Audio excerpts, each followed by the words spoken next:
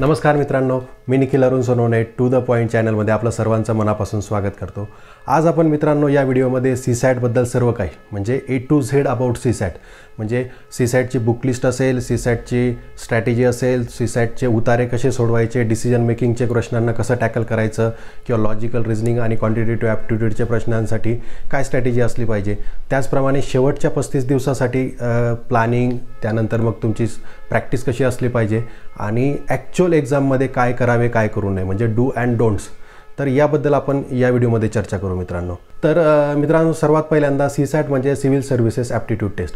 परंतु मला असं वाटतं की सीसॅटमधला सी म्हणजे कॉन्सन्ट्रेशन म्हणजे मित्रांनो ही जी परीक्षा आहे सीसॅटची हा 2 तासाचा पेपर हा तुमचा मोस्टली कॉन्सन्ट्रेशनचा फोकसचा पेपर आहे। तुम्ही जेवढे कॉन्सन्ट्रेशनने किंवा फोकसने हा पेपर सोडवाल किंवा त्याची प्रॅक्टिस कराल तेवढे तुम्हाला जास्त मार्क मिळणार आहेत। कारण की जे आपले पॅसेजेस किंवा तुमचे डिसिजन मेकिंगचे जे प्रश्न असतात एकूण 137.5 मार्क 200 पैकी याच्यात जर तुमचा फोकस चांगला असला आणि तुमचं कॉन्सन्ट्रेशन चांगलं असलं तर तुमची आकलन क्षमता खूप चांगली वाढणार आहे आणि त्याच्यामुळे तुमचे जे उत्तर आहेत ते तुमचे करेक्ट येण्याला खूप चांगली मदत होणार आहे। त्याच्यामुळे मी असं नेहमी म्हणतो की सीसॅटचा सी जो आहे हा कॉन्सन्ट्रेशनचा आहे, हा फोकसचा आहे।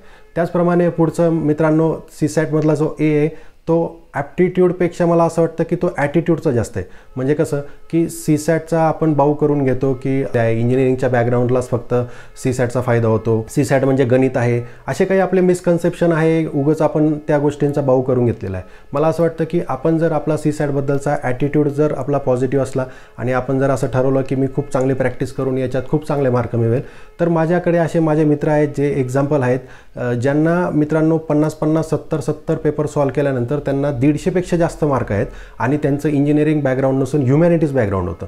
त्यानंतरचा पुढचा पार्ट येतो मित्रांनो तो म्हणजे बुकलिस्टचा। बुकलिस्टचा आपण ऑलरेडी एक व्हिडिओ बनवला आहे प्रिलिमच्या बुकलिस्टचा। तर बुकलिस्ट हे जे तुम्हाला स्क्रीनवरती आता पुस्तकं दिसत आहेत मित्रांनो, यापैकी तुम्ही कुठलीही पुस्तकं चूज करू शकता तुम्हाला आवडतील ते, किंवा तुमच्याकडे ऑलरेडी जर तुम्ही परचेस केलेली असतील ते तुम्ही वापरू शकतात। कारण की बुकलिस्ट सीसॅटबद्दल प्रत्येकाची वेगवेगळी असू शकते आणि बुकलिस्ट सीसॅटमध्ये एवढी जास्त मित्रांनो मॅटरही करत नाही। तुम्ही कुठलेही मार्केटमधून कुठलेही तुम्हाला जे आवडतील ते पुस्तकं आणून त्याचा अभ्यास तुम्ही चांगल्या पद्धतीने करू शकतात। कारण की सीसॅटमध्ये मला असं वाटतं की मागील वर्षाच्या प्रश्नपत्रिकांचा सराव चांगला असणं खूप जास्त महत्त्वाचं आहे मित्रांनो। आता बुकलिस्ट नंतर आपण सीसॅटची स्ट्रॅटेजी म्हणजे त्यातही कॉम्प्रिहेन्शनच्या स्ट्रॅटेजीबद्दल चर्चा करूया। बघा मित्रांनो सर्वात महत्त्वाचं कुठल्याही अभ्यासाची स्ट्रॅटेजी ठरवत असताना पूर्वीचे मागील वर्षाच्या प्रश्नपत्रिकांचं ॲनालिसिस करायला पाहिजे। आता याबद्दल मला एक महत्त्वाची तुम्हाला गोष्ट सांगावीशी वाटते ती म्हणजे आशिष बारकुल सरांनी प्रिव्हियस इयर म्हणजे मागील वर्षाच्या प्रश्नपत्रिकेचं जे ॲनालिसिस आहे त्याचा व्हिडिओ बनवला आहे, तो आपल्या चॅनलवरती आपण अपलोड केलेला आहे। तो व्हिडिओ तुम्ही नक्की बघा मित्रांनो, त्यात तुम्हाला एक्झॅक्टली कळेल क्वेश्चन पेपर ॲनालिसिस कसं करायचं असतं। आणि मी तुम्हाला गॅरंटी देऊन सांगतो की सध्याच्या घडीला आशिष बारकुल सरांनी इतकं क्वेश्चन पेपर ॲनालिसिस कसं करावं एवढा चांगला व्हिडिओ तुम्हाला कुठेही मिळणार नाही। तर ते नक्की बघा, कारण की त्याच्यातलेच कोअर प्रिन्सिपल आपल्याला सीसॅट असू द्या किंवा तुम्ही दुसरी कुठली आणखीन कॉम्पिटेटिव्ह एक्झाम देत असू द्या, त्या सर्वांना क्वेश्चन पेपर ॲनालिसिस कसं करावं त्या बाबतीतला तो व्हिडिओ उपयोगी ठरणार आहे। मी डिस्क्रिप्शन बॉक्समध्ये त्याची लिंकही दिलेली आहे आणि या व्हिडिओच्या एंडलाही तुम्हाला त्याची लिंक मिळेल। त्याच पद्धतीने मित्रांनो याच्यात ॲनालिसिसमध्ये 2 गोष्टी सीसॅटच्या बाबतीत महत्त्वाच्या आपल्याला लक्षात ठेवायच्या आहे। क्वेश्चन पेपर ॲनालिसिस आपण ट्रेंडसाठी एक करतो ते महत्त्वाचं आहे, त्यातून तुम्हाला टॉपिक समजतील की कुठले 15-20 टॉपिक क्वांटिटेटिव्ह ॲप्टिट्यूड किंवा लॉजिकल रिझनिंगचे महत्त्वाचे आहेत। पण त्या पलीकडे पण जाऊन तुम्हाला मागील 7ही वर्षाच्या प्रश्नपत्रिका सोडवायच्या आहेत आणि त्या सोडवल्यानंतर प्रत्येक प्रश्नपत्रिका सोडवल्यानंतर तुम्हाला तुमचं स्वतःचं ॲनालिसिस करायचं आहे की तुमचे कुठल्या गोष्टी बरोबर आल्या, कुठल्या गोष्टी चुकीच्या आल्यात आणि त्या सर्व तुम्हाला मित्रांनो ज्या गोष्टी तुमच्या चुकल्या त्या सर्व मित्रांनो तुम्हाला एका वहीमध्ये मेंटेन करायच्या। मागील वर्षी आशिष बारकुल सरांनी सुद्धा हीच गोष्ट सांगितली होती की तुम्ही एक सेपरेट वही मेंटेन करा ज्याच्यात तुम्ही ज्या गोष्टी चुकतात क्वेश्चन पेपर ॲनालिसिस केल्यानंतर त्या गोष्टी तुम्ही लिहून घेतल्या पाहिजे। त्यामुळे आपल्या त्या पुढे जाऊन त्या चुका होणार नाही, त्या आपल्याला टाळता येतील। तर हे नक्की करा मित्रांनो। आणि मागील 7ही वर्षाच्या प्रश्नपत्रिका मला असं वाटतं की आपण किमान 2 ते 3 वेळा सोडवल्या पाहिजे आणि प्रत्येक वेळेस आपण टाईम कमी करत गेलो पाहिजे। म्हणजे साधारणतः 70 मिनिटात आपण कॉम्प्रिहेन्शन किंवा उतारे वाचून होणं अपेक्षित आहे, ते प्रश्न सोडून होणं। परंतु आपण पुढच्या वेळेला जर 30 प्रश्नपत्रिका परत सोडवतोय थोड्या गॅपनंतर, तर मला असं वाटतं की 70 मिनिटाऐवजी तुम्ही 60 मिनिटात पूर्ण करायचा प्रयत्न करा।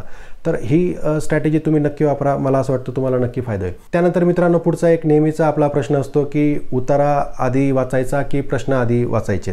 तर मित्रांनो, मला असं वाटतं की हा CSATचा जो पेपर आहे हा आकलन क्षमतेचा पेपर आहे. याच्यात मला असं वाटतं की उतारेच आपण आधी वाचले पाहिजे. प्रश्न वाचून आपल्याला फार काही फायदा होत नाही. तुम्ही जर उतारा वाचला त्यानंतरच तुम्हाला ते पूर्ण आकलन होईल. जर तुम्ही प्रश्न वाचले तर तुम्ही फक्त तेवढ्याच गोष्टींचे उत्तर शोधण्याचा प्रयत्न कराल. आणि त्यात मित्रांनो बरेच हे प्रश्न जे असतात ते विधानं असतात, त्यामध्ये 1 2 3 त्यात ABC. तर अशा विधानं तुम्हाला वाचून काहीच फायदा होणार नाही. आणि तुम्ही इन जनरल पॅसेज कितीही चांगला वाचला तरी बऱ्याचदा आपल्याला प्रश्न वाचून परत पॅसेजमध्ये उत्तर शोधावं लागतं. म्हणजे तुमचा आधी पहिल्यांदा उताराच्या आधी प्रश्न वाचायचा काहीच फायदा झाला नाही. प्रश्न मित्रांनो फक्त एकाच केसमध्ये तुम्ही आधी वाचले पाहिजे उताराच्या, ते म्हणजे जर तुम्हाला उतार्याची आयडिया घ्यायची असेल की हा उतारा नेमका कशावरती, म्हणजे उतार्याची थीम समजून घ्यायची. समजा मी प्रश्न बघितले पटापट की हां असं RTI, तर मग हा उतारा RTIचा असेल, राईट टू इन्फॉर्मेशनचा. तर हे जर तुम्हाला थीम समजून घ्यायची असेल उतार्याची तर तुम्ही प्रश्न आधी बघणं काही गैर नाही. परंतु जर तुम्ही त्याचे उत्तर शोधण्यासाठी प्रश्न आधी वाचत असणार तर ते नक्कीच या ठिकाणी खूप चांगलं वर्कआउट होईल, किंवा मला तर वर्कआउट ते झालेलं नाही, म्हणून मी तुम्हाला सांगतो. त्यानंतर मित्रांनो पुढचं महत्त्वाचं असतं की आपण पहिला पॅसेज कुठला सोडवायचा.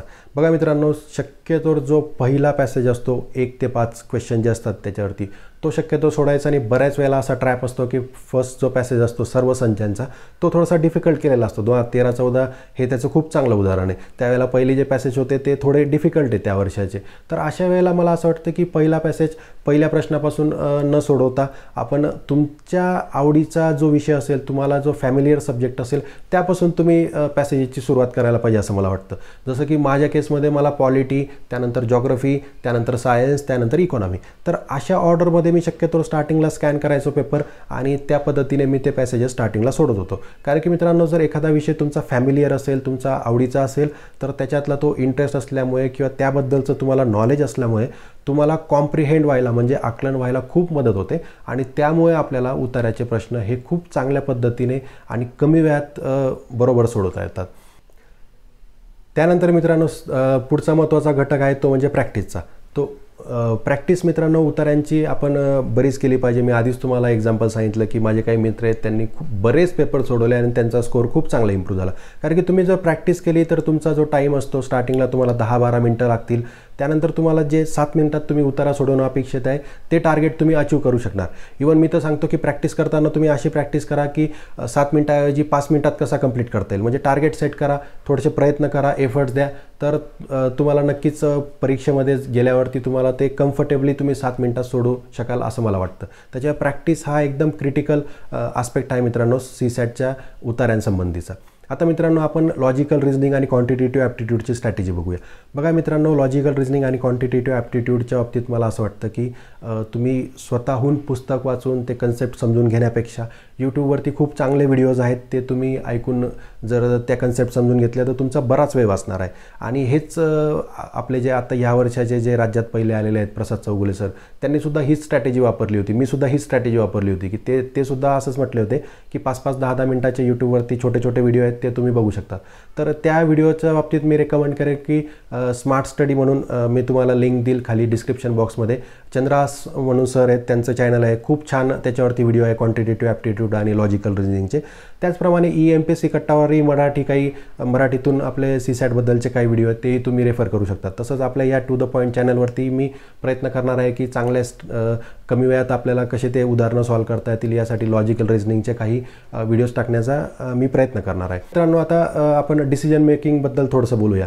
बघा मित्रांनो, डिसिजन मेकिंग हा घटक तसं तर मागच्या 7 वर्षाचे पेपर जर आपण व्यवस्थित सॉल्व्ह केले तर आपल्याला या घटकाबद्दल जास्त काही वाचावं लागत नाही किंवा जास्त काही करावं लागत नाही. परंतु हा बऱ्याचदा आपण दुर्लक्षित केलेला घटक आहे. मित्रांनो याच्यात तुम्हाला 5 पासून तर 12.5पर्यंत मार्क मिळू शकतात. तर त्याच्यामुळे मला असं वाटतं की याच्यातले मार्क आपले हक्काचे आहेत ते आपण सोडले नाही पाहिजे. यासाठीचा मी तुम्हाला बेस्ट स्ट्रॅटेजी सांगेल की तुम्ही मागच्या 7ही वर्षाचे पेपर एकदा बसून सगळे सॉल्व्ह करा, 7ही वर्षाचे डिसिजन मेकिंगचे प्रश्न. आणि ते प्रश्न सॉल्व्ह झाल्यानंतर तुम्ही कुठल्या प्रश्नाचं कुठलं उत्तर का आहे किंवा का नाही याच्यावरती थोडासा विचार करा. त्या ठिकाणी लिहून घ्या तुमच्या प्रश्नपत्रिकेवरती, नोट्स टाईपमध्ये थोडंसं लिहून घ्या. त्यानंतर तुम्हाला आयडिया येईल की आयोग कुठल्या ऑप्शन 2.5 मार्काला असतो, कुठला ऑप्शन हा 1.5 मार्काला असतो, थोडीशी त्याच्याबद्दल आयडिया येईल. त्याचप्रमाणे या चॅनलवरही आपण एक डिसिजन मेकिंगचा व्हिडिओ बनवला आहे आणि मागील 7ही वर्षातले जे पेपर आहेत त्यांच्यातले सर्व ऑप्शनचं ॲनालिसिसचा सुद्धा एक व्हिडिओ आपण लवकरच अपलोड करणार आहोत. मला असं वाटतं की तो जरी व्हिडिओ तुम्ही पाहिला तरीही तुम्हाला बाकी काही पुस्तकं किंवा काही वाचायची गरज पडणार नाही अशी अपेक्षा करतो. आता मित्रांनो, आपण ॲक्च्युअल सीसॅटचे पॅसेज कसे सॉल्व करायचे, अंडरलाईन कसे करायचे, काही इलिमिनेशन टेक्निक वगैरे ह्या आता आपण बघूया.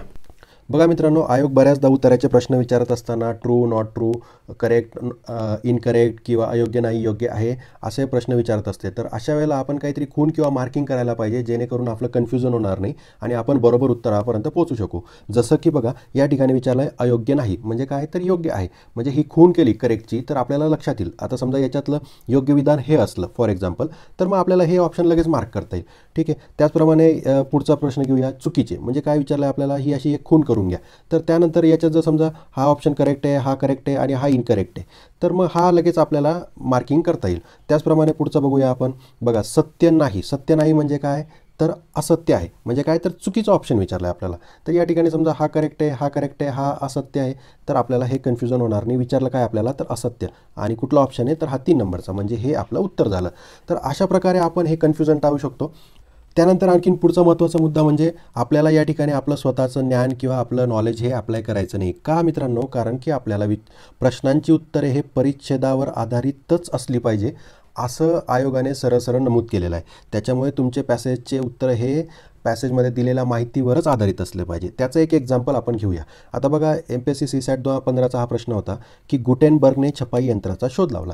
आता जरी तुम्हाला हे नॉलेज असलं की गुटेनबर्गने छपाई यंत्राचा शोध लावला, तरी आपल्या पॅसेजमध्ये असं दिलेलं आहे की गुटेनबर्गने विकसित केलेल्या छपाईच्या नव्या तंत्रज्ञान हे शोधून काढलं. म्हणजे काय, बघा, new technique of printing develop by Gutenberg. म्हणजे याचा अर्थ त्याने नवीन टेक्निक शोधली आहे, छपाई यंत्राचा शोध लावलेला नाही. म्हणून हे विधान हे असत्य आहे मित्रांनो. एक लक्षात घ्या. बघा, इथं इन्व्हेंटेड आहे आणि ही नवीन टेक्निक आहे, म्हणजे हे दोन्ही पण मॅच होत नाही. म्हणून हे विधान असत्य आहे. जरी आपलं नॉलेज असलं तरी ते आपल्याला तिथं अप्लाय करायचं नाही आहे. त्यानंतर त्याचंच पुढचं एक्झाम्पल आपण बघूया. MPSC सीसॅट 2016चा प्रश्न आहे. या ठिकाणी बघा मित्रांनो, आपल्याला सेक्युलरिझम म्हणजे किंवा धर्मनिरपेक्षता म्हणजे असं माहीत असतं की चर्च आणि राज्यसंस्था ह्या वेगळे असणं, म्हणजे सेपरेटिंग चर्च फ्रॉम स्टेट किंवा चर्च आणि राज्यसंस्था एकमेकांपासून वेगळे असणं.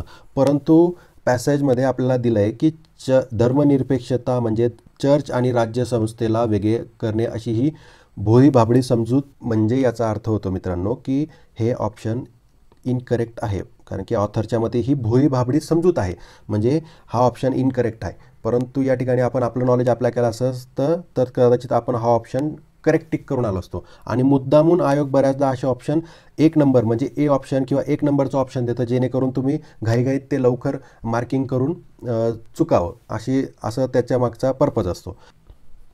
आता पुढचं महत्त्वाचं टेक्निक मित्रांनो ती म्हणजे इलिमिनेशन टेक्निक. इलिमिनेशन टेक्निक म्हणजे काय, तर आपल्याला ऑप्शन इलिमिनेट करून करेक्ट उत्तरापर्यंत पोचायचं आहे. तर या ठिकाणी बघा मित्रांनो, आपल्याला 6 विधाने दिलेले आहेत. 6 विधानांपैकी प्रत्येक ऑप्शनमध्ये ABDE हे विधान दिसतंय. ABDE इथं पण ABD आणि E हे विधान दिसतंय.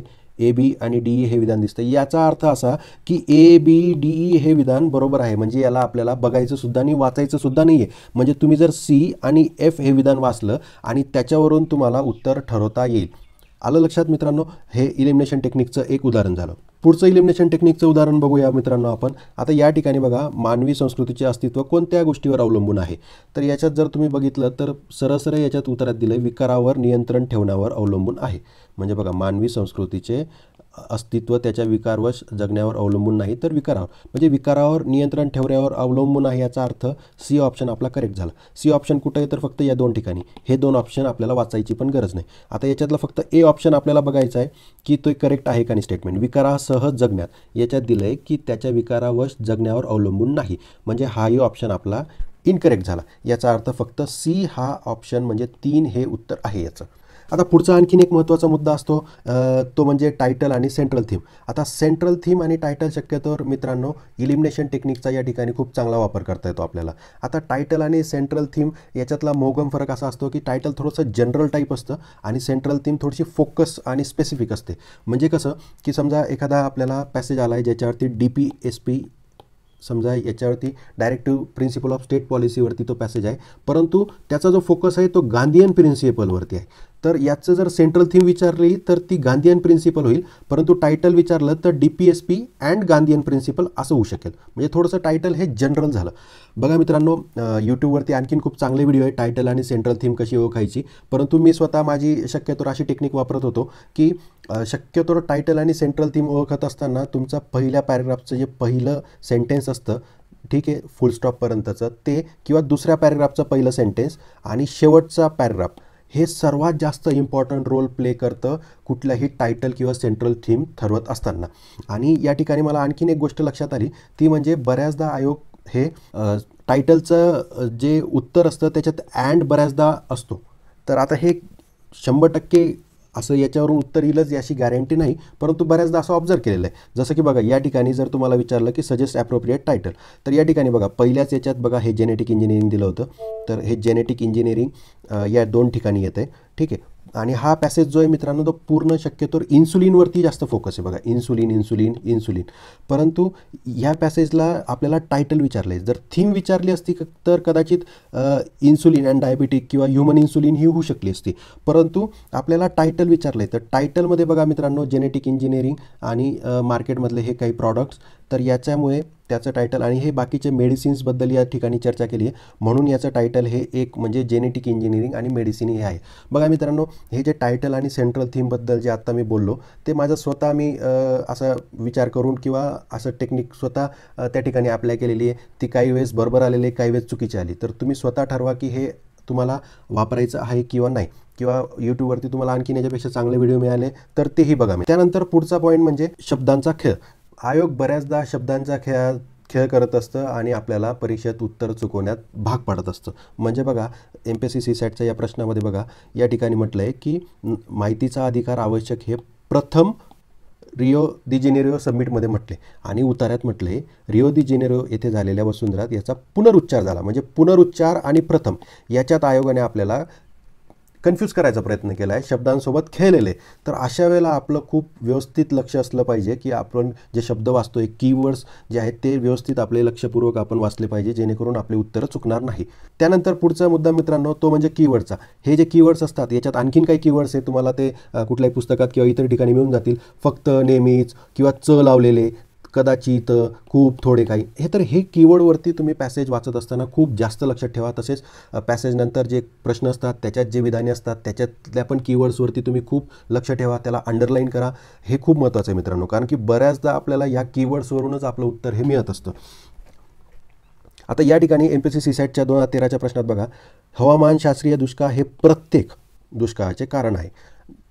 बघा मित्रांनो, आता पॅसेजमध्ये म्हटलं आहे की हवामानशास्त्रीय दुष्काळ नसतानाही अशी परिस्थिती निर्माण होते किंवा विरुद्ध होते. अशी परिस्थिती म्हणजे हे जलशास्त्रीय दुष्काळाबद्दल बोलता या ठिकाणी, ठीक आहे. म्हणजे याचा अर्थ ते प्रत्येक दुष्काळाचं कारण आहे का हवामानशास्त्रीय दुष्काळ? तर नक्कीच नाही. म्हणून हे असे एक्स्ट्रीम किंवा असे कीवर्ड बऱ्याचदा चुकीचे असतात, परंतु तरी आपण पॅसेजच्या आधारावरती त्याची उत्तरं द्यायची. किंवा पुढचं आपलं स्टेटमेंट बघूया, जलशास्त्रीय दुष्काळ हे नेहमीच मानवनिर्मित घटकांची परिणिती असते. आता पॅसेजमध्ये आपल्याला दिलेलं असतं जंगलतोड, खाणकाम, अतिरिक्त भूजल उपसा. आता तुम्हाला हे सर्व ऑप्शन वाटतात की यार हे तर सर्व मानवनिर्मित आहे, मग मानवनिर्मितच असेल, परंतु त्याच्या आधीची जी लाईन आहे ती बघा मित्रांनो, नदी, तलाव, ओढे याचे पाणी आटण्याशी किंवा भूजल पातळी खालवण्याशी संबंधित असतो. म्हणजे हवामानशास्त्रीय दुष्काळाचा याच्याशी पण संबंध असतो, जे की नॅचरल फॅक्टर आहे. ह्युमन फॅक्टर आहेत का? तर नाही.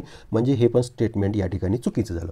तर ह्या अशा कीवर्ड्सकडे नेहमी लक्ष ठेवा मित्रांनो. पुढचं कीवर्डचं एक्झाम्पल किंवा उदाहरण आपण घेऊया. MPSC CSAT 2014चा प्रश्न आहे, कोणते विधान योग्य? बघा इथं सर्व निरीक्षकांना म्हटलं आहे आणि इथं म्हटलं आहे मेनी ऑब्झर्वर, अनेक निरीक्षकांचा.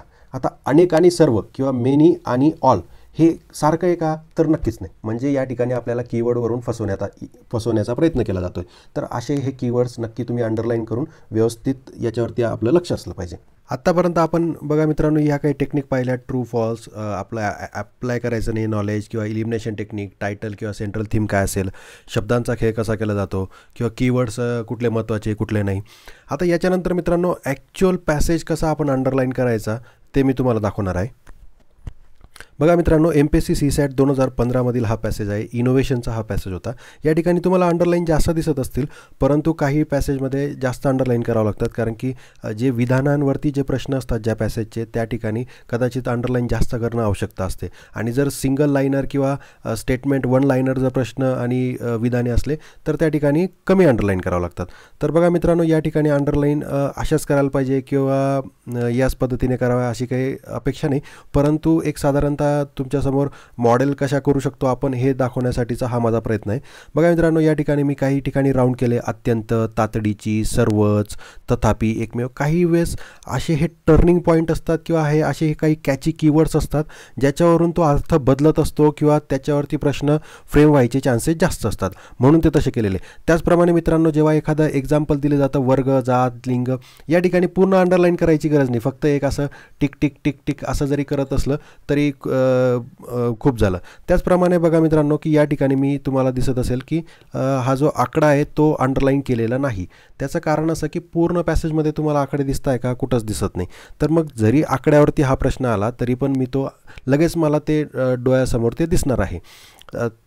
तर ह्या काही महत्त्वाच्या गोष्टी मित्रांनो, जे की आपण पॅसेज वाचत असताना लक्षात ठेवल्या पाहिजे. शेवटी मित्रांनो, अशी अपेक्षा करतो की आजचा व्हिडिओ तुम्हाला काहीतरी तुमच्या या नॉलेजमध्ये किंवा स्ट्रॅटेजीच्या पार्टमध्ये व्हॅल्यू ॲड करेल. त्याचप्रमाणे पुढचा व्हिडिओ आपण लवकरच शेवटच्या 35 दिवसांची स्ट्रॅटेजी, प्लॅनिंग आणि कसं आपण CSATचा पेपरच्या ॲक्च्युअल एक्झाममध्ये काय करावे, काय करू नये, याचा आपण लवकरच व्हिडिओ अपलोड करणार आहोत. तर भेटूया लवकरच पुढच्या व्हिडिओमध्ये. Thank you so much for watching. जय हिंद.